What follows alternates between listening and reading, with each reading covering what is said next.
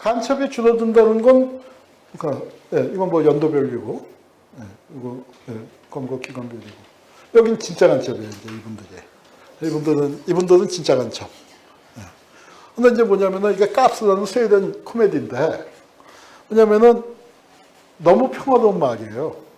그래서 10년 동안 범죄가 없었어. 그러니까 경찰은 얼마나 편해요. 그 동네에서는 그냥 왔다 갔다 순찰만 다니면 되는 거고. 그런데 중앙정부 입장에서는 여기 범죄도 없는데 경찰서를 줄 필요가 있냐. 그래서 경찰서 없애겠다고 하니까, 이 편한 데서, 이렇게 탱자탱자 놀다가 이게 경찰서가 없어지게 생겼으니까, 야, 이거 어떡하지 하다가, 그럼 범죄 없으면 우리가 만들지 뭐. 없으면 우리가 만든다. 이제 이걸 코미디로 그린 거예요. 근데 우리는 이게 그게 코미디가 아닌 거죠. 간첩이 안 내려온다는 건 국가 안보를 위해서는 더할 나위 없이 좋은 건데, 간첩 잡는 기구는 엄청나게 팽창시켜 놨잖아요. 특히 60년대 후반에 1.1 사태 있고 그러니까 굉장히 또 배가 없어서 못 갈 정도로 간첩 많이 내려보내고 하다가 북한이 갑자기 딱 끊어지니까 황당해진 거죠. 그래서 간첩을 만들어내기 시작을 합니다. 그래서 간첩 역사에서 이제 우리끼리는 뭐 간첩 연구하는 사람들끼리 뭐라고 얘기하냐면 원산지 표기가 바뀐다고 그래요. 간첩의 원산지가 바뀝니다.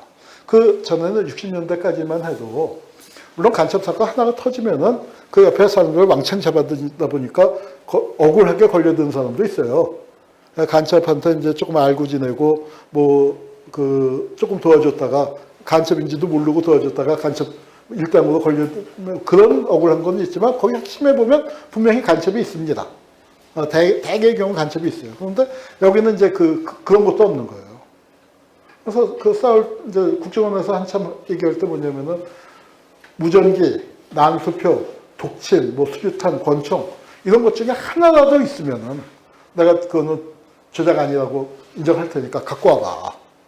그런데 없잖아. 증거물도 없고 다 없잖아. 이거는 다 조작 의심하는 게 당연하지 않아? 이제 그러고 살았었습니다. 그래서 이제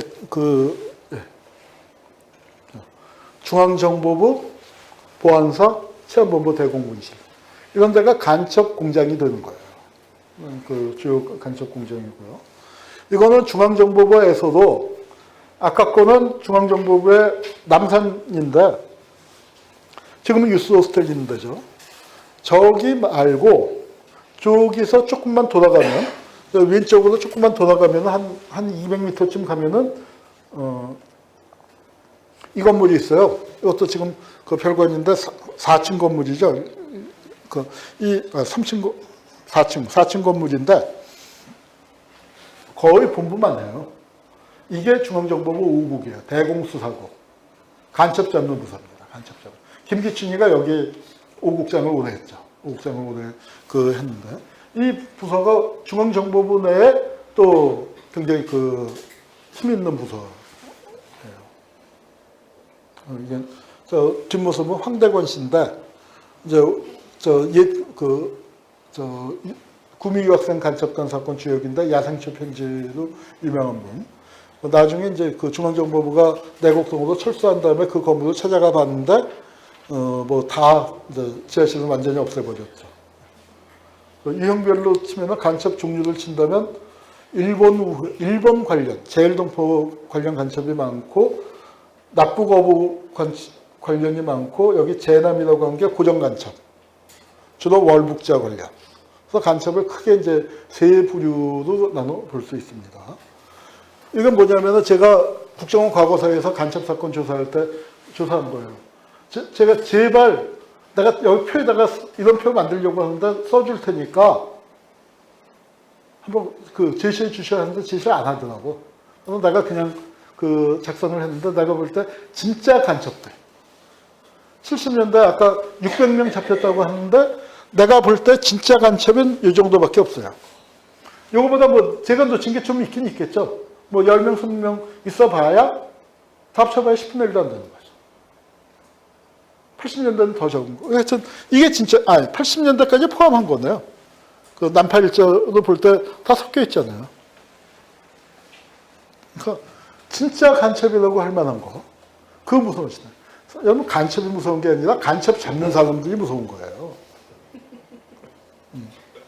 이제 납부거부들이 이렇게 있는데 납부거부들이 대규모 간첩이 되는 거 이 사람은 판사인데 이 판사님이 희한한 판례를 만들어요. 그러니까 유신 시대의 시대 정신에 맞춰서 뭐냐면 어부 단순히 북에 납북된 거 아니에요. 근데 그걸 왜 간첩으로 보기 시작하냐면 납북될 줄 알면서 언어 작업을 나갔다. 납북되려고 언어 작업을 나갔다. 하는 식의 황당한 판례를 만들어버린 거예요. 그러면서 납북어부의 간첩 대량 생산이 가능해진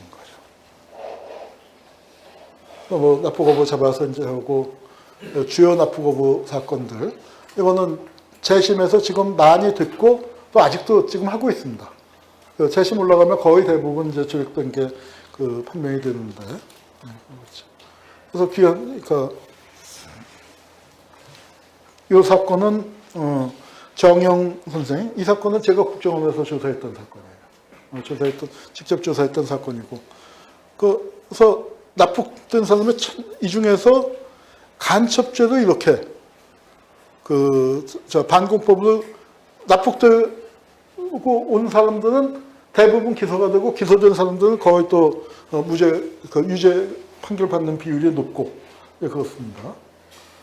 이 정영 선생이 어디 사냐면은 여기 살아요. 여기 미법도 강화도에서 성모도로 배 타고 들어가야죠. 그 성모도에서 차로 동쪽에서 서쪽으로 가서 여기서 배를 또 타고 들어가는 인구가 한 300명 정도밖에 안 되는 작은 섬인데 이 섬에서 간첩 사건이 5건이 일어나요. 제가 국정원 들어가서 그 과거사에 가서 정영 선생 사건을 조사할까 말까를 고민을 했더니 진실의 힘의 송소영 간사 그 당시 이제 진실이 만들어지기 전 이제 민가협에 있을 때인데 말리는 거예요. 그 정영 선생이 억울한데 좀 약간 끼름칙해요. 그래서 뭐가 끼름칙해요 했더니 이 사건은 간첩이 제보한 간첩 사건이에요. 그러니까 이상하잖아요. 근데 이제 뭐냐면 제가 이 사건을 한 게 들어가서 보니까 국정원은 납부거부 사건이 없어요. 납부거부 사건은 지방경찰하고 보안대 애들이. 그러니까 간첩계에서는 뭐랄까 싸구려인 거예요. 그러니까 사건이 안 되는 거 억지로 억울한 사람 잡아다가 좁혀서 간첩 만드는 거 중앙정보 우리는 그런 거 안 해. 자존심이 있어서 그런 거 안 해. 하는 분위기인데 저는 이제 처음에는 중앙정보부도 납부거부 사건이 꽤 될 줄 알았는데 없어요. 그래서 그래도 유형별로 하나씩을 해야겠다 해서 이 사건을 했는데 이 사건은 납부거부이기도 하지만 가족 중에 월북자가 있는 거예요. 그래서 친척 중에. 그래서 월북자 사건으로 중앙정보부는 했는데 하필 이제 납부거부더라. 이제 그렇게 됐는데 자, 이걸 간첩이 제보한 간첩 사건이 뭐냐면은 납북됐잖아요. 납북은 한 번 됐는데 뭐냐면은 미법도에서 어딘가에 가서 북한 영토에 가서 갯벌에서 조개 줍고 있는데 갑자기 이민군이 나타났대요. 그래서 잡혀간 거예요. 몇십 명이. 그 같이 잡혀간 몇 사람들이 차례차례 간첩이 되는 겁니다. 한 놈 잡아서 뚫게 패서 간첩 만들어요. 그래 놓고서 그 사람 감옥에 보내놓고 형사들이 또 찾아가서 누구 또 딴 놈 이상한 놈 없었어?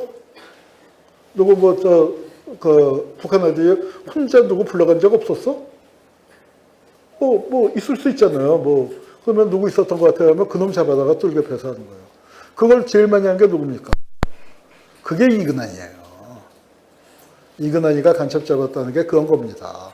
이 정영 선생은 이근환을 재워줬을 때 이근환이가 미법도에 가서 이 미법도 간첩 사건이 5건 중에서 5번째 이제 정영 선생으로 끝이 나는데 그 앞에 간첩 사건 할 때 이근환이가 자기 집에서 잡고 자기가 예비군 중대장인지 소대장인지를 해서 그리고 법정에 나가서 증인까지 했다는 거예요.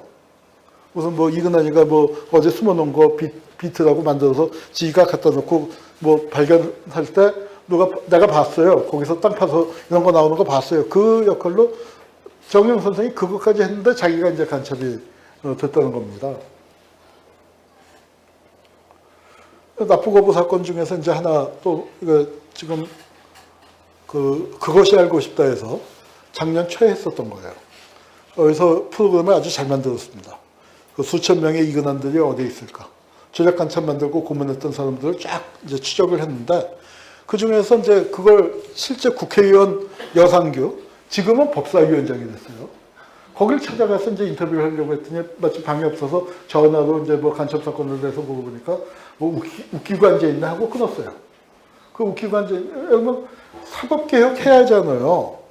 그리고 그걸 개혁을 하려면 법률안으로 내야 할 거 아닙니까? 그 법률안을 내려면 법사위를 통과해야 하는데 그 법사위원장이에요. 지금 모든 개혁 법률안을 골키퍼하면서 막 정말 웃기고 앉아있는 사람인데 이 사람이 했었던 간첩 사건이 뭐가 있냐면 진도 간첩 사건이라고 석달균 사건이라고 흔히 알려져 있는데 왜냐하면 재심을 할 때 석달균 씨가 살아있으니까. 그런데 이 사건에서 실제로 김정인이라는 납부거부가 16살 때 외삼촌이 와서 북에 데리고 갔어요. 낚시 가자 하고 나가더니 그냥 그래서 울며불며 집에 끌려갔는데 하여튼 그게 가보니까 북이야. 그러다가 내려왔어요. 그래서 그냥 묻어놓고 살고 있었는데 이 사건이 어떻게 걸렸어요. 근데 정혜신 씨가 이 탄원서를 읽다가 울었다고 하고 우리 그 송소연도 울었고 나도 눈물이 났는데 보세요. 간첩을 할 만한 지적 수준이 아닌 거예요. 국민학교 2학년 중퇴예요. 겨우 이렇게 쓰는데 맞춤법이 하나도 안 맞는데 을과 을이 구분이 안 돼요. 죄도 아니야. 죄를 졌습니다. 잘못을 뉘우치고 있고 감사을 드립니다. 그런데 최고형은 과하지 않습니까? 가하지 않습니까? 이런 탄원서를 썼어요. 그런데 이 사람은 사형당했습니다. 바로 여상규의 판결에 의해서. 이 사람은 김정인 씨는 돌아가셨고 여상규는 지금 국회 법사위원장으로 웃기고 앉아 있습니다. 이게 지금 대한민국 현실입니다. 작은 양승태죠. 그리고 이근환. 간첩 잡았다고 해서 듣는데 이근환이가 잡은 간첩이 누굽니까? 바로 그런 미법도 같은 데서 간첩 2명인가 3명 만들고 전부 간첩 5명인가 잡았다고 하는데 다 그런 납부거부를 뚫겨펴서 잡은 거예요. 이게 노덕술이고요. 이게 박채원이고 이게 이근환입니다. 이근환은 친일파 아니에요. 박채원이도 친일파 아니에요. 그런데 노덕술 사단의 막내가 박채원이죠. 박채원이가 제일 이뻐한 게 이근환이죠. 무슨 일 있으면 이근환 들여다가 김근태 고문시키고 뭐 이제 했었던. 여기 김성학 씨. 하여튼 뭐 하나 시간이 다 돼서 월북자 간첩 사건 뭐도 이렇게 많아요. 울릉도 간첩 사건이란 거 언제 터졌냐? 바로 민창응전 사건 요 무렵에 이제 한 열흘쯤 있다가 터지는 거죠. 이제 사건이 터졌고.